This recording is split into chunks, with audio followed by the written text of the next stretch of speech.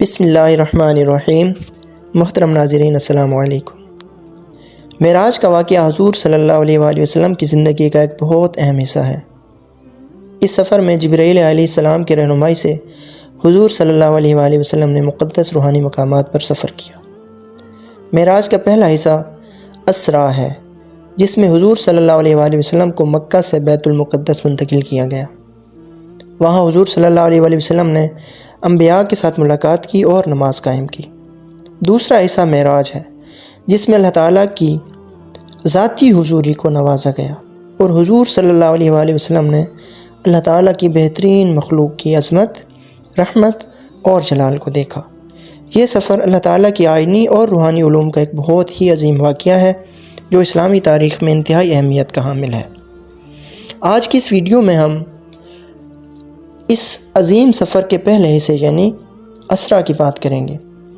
قرآن مجید میں 15ویں پارے سورہ بنی اسرائیل میں اللہ تعالیٰ ارشاد فرماتا ہے، بسم اللہ الرحمن الرحیم، سبحان الذی اسرا بعبدہ لیلا من المسجد الحرام الی المسجد الاقصی الذی بارکنا حولہ لنریہ من آیاتنا انہ هو السمیع البصیر۔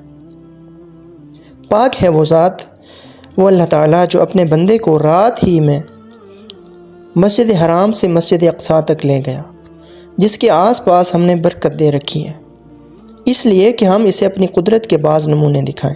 یقیناً اللہ تعالیٰ ہی خوب سننے دیکھنے والا ہے۔ ناظرین، معراج کی ابتدا کے بارے میں شارح بخاری علامہ محمود عینی حنفی رحمۃ اللہ علیہ فرماتے ہیں کہ نبی کریم صلی اللہ علیہ وآلہ وسلم حضرت ام ہانی، جو کہ آپ صلی اللہ علیہ وآلہ وسلم کی چچا زاد بہن تھیں، ان کے گھر پر آرام فرما رہے تھے، جو شیب ابی طالب کے پاس تھا۔ گھر کی چھت کھل گئی، فرشتہ اندر داخل ہوا اور آپ صلی اللہ علیہ وآلہ وسلم کو گھر سے اٹھا کر مسجد حرام تک لے آیا، جبکہ آپ پر اونگ کا اثر تھا۔ اس سفر میں سب سے پہلا جو واقعہ ہوا وہ آپ صلی اللہ علیہ وسلم کا شک کے صدر تھا اور براق پر سواری تھی۔ اللہ کے حبیب صلی اللہ علیہ وسلم نے ارشاد فرمایا، میں حتیم میں آرام فرما رہا تھا کہ اچانک ایک آنے والا میرے پاس آیا اور میری ہنسلی کی ہڈی سے لے کر پیٹ کے نیچے تک کا حصہ چاک کیا۔ میرا دل نکالا، پھر سونے کا ایک تشت لایا گیا، اس میں میرا دل زمزم سے دھویا گیا، پھر اسے حکمت سے بھرا گیا، پھر اسے دوبارہ اس کی جگہ پر رکھ دیا گیا۔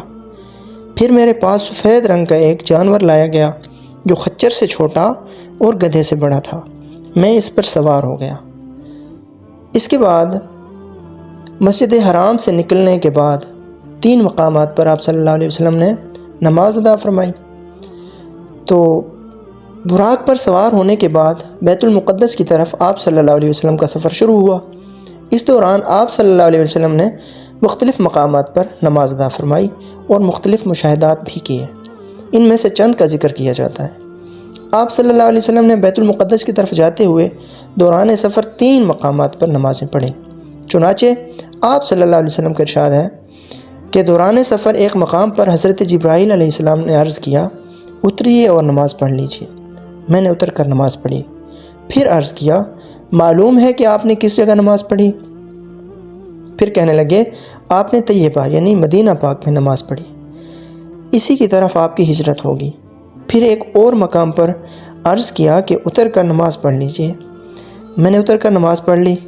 جبرائیل علیہ السلام نے عرض کیا، معلوم ہے کہ آپ نے کہاں نماز پڑھی؟ پھر کہنے لگے، آپ نے طور سینا پر نماز پڑھی، جہاں اللہ تعالیٰ نے حضرت موسیٰ علیہ السلام کو ہم کلامی کا شرف عطا فرمایا تھا۔ پھر ایک اور جگہ عرض کیا کہ اتر کر نماز پڑھ لیجئے۔ میں نے اتر کر نماز پڑھی۔ جبرائیل امین نے عرض کیا، معلوم ہے کہ آپ نے کہاں نماز پڑھی؟ پھر کہنے لگے، آپ نے بیت لحم میں نماز پڑھی، جہاں حضرت عیسیٰ علیہ السلام کی ولادت ہوئی۔ دوران سفر آپ صلی اللہ علیہ وسلم نے چند مشاہدات بھی کیے۔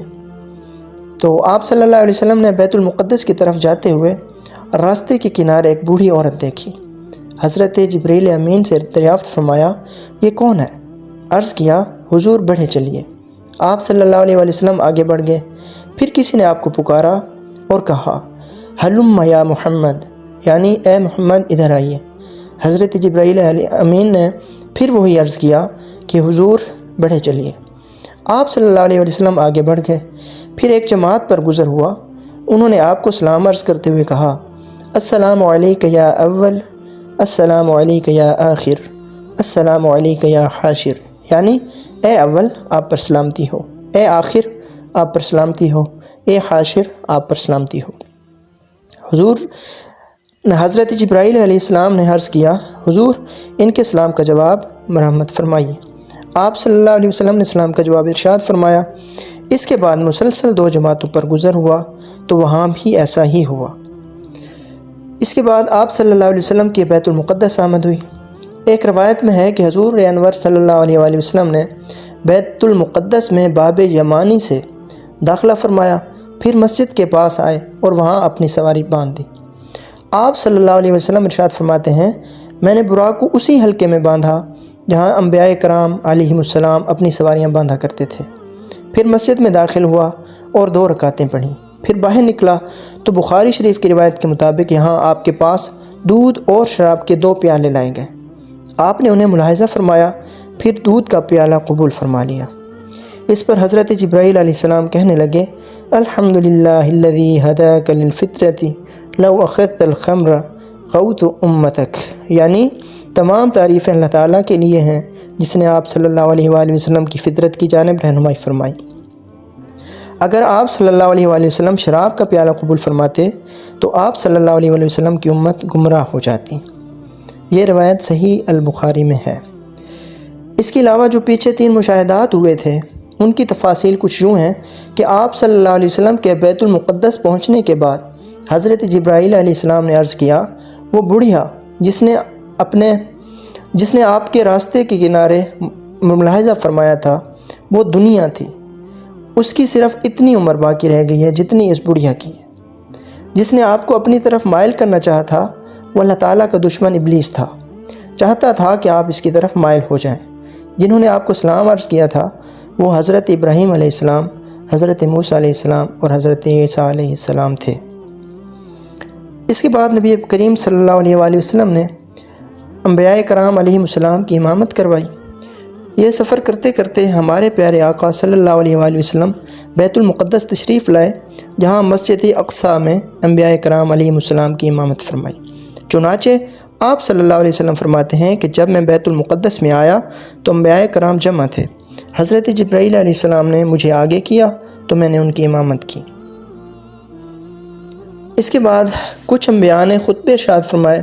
ان میں سب سے پہلے حضرت ابراہیم علیہ السلام نے خطبہ ارشاد فرمایا، ان کے بعد حضرت سیدنا موسیٰ علیہ السلام نے خطبہ ارشاد فرمایا، آپ کے بعد حضرت سیدنا داؤد علیہ السلام نے خطبہ ارشاد فرمایا، ان کے بعد حضرت سیدنا سلیمان علیہ السلام نے خطبہ ارشاد فرمایا، اور ان کے بعد حضرت سیدنا عیسیٰ علیہ السلام نے خطبہ ارشاد فرمایا۔ ان تمام انبیاء کے خطبوں کی تفاصیل میں اس لیے نہیں بتا رہا کیونکہ یہ واقعہ معراج سے متعلق ہے، تو نبی پاک صلی اللہ علیہ وآلہ وسلم کے ذکر اطہر ہی سے جو ہے اس ویڈیو کو کمپلیٹ کریں گے۔ آخر میں نبی پاک صلی اللہ علیہ وآلہ وسلم نے خطبہ ارشاد فرمایا، تو آپ صلی اللہ علیہ وسلم نے فرمایا کہ آپ نے انبیاء کرام سے فرمایا کہ تم سب نے اپنے رب کی ثنا بیان کی، اب میں رب کی تعریف و ثنا بیان کرتا ہوں۔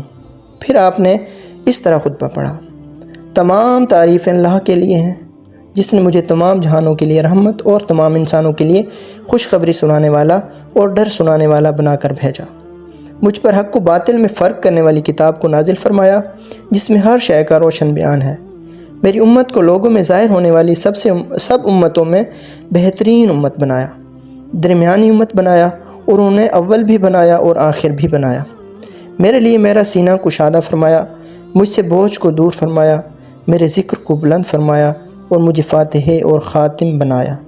یہ سن کر حضرت سیدنا ابراہیم علیہ السلام نے فرمایا، بہذا فضلکم محمد، یعنی اسی وجہ سے محمد نے تم پر فضیلت پائی۔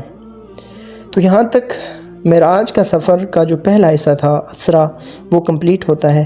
اس سے آگے انشاءاللہ ہم اپنی اگلی ویڈیو میں اس عظیم سفر کے اگلے حصے یعنی معراج کی بات کریں گے، جس میں آپ صلی اللہ علیہ وسلم نے آسمانوں کی سیر کی اور مشاہدات کیے اور اللہ تعالیٰ سے ملاقات کا شرف حاصل کیا۔ تو اس ویڈیو کا لنک انشاءاللہ میں ڈسکرپشن میں دے دوں گا۔ تب تک کے لیے اللہ حافظ۔